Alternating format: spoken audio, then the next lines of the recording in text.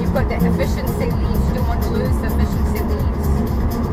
So when you're braking, you want to get it to full 100% charge here. I'll show you, like when you're going up a hill.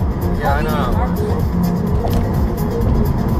Right, let's get going.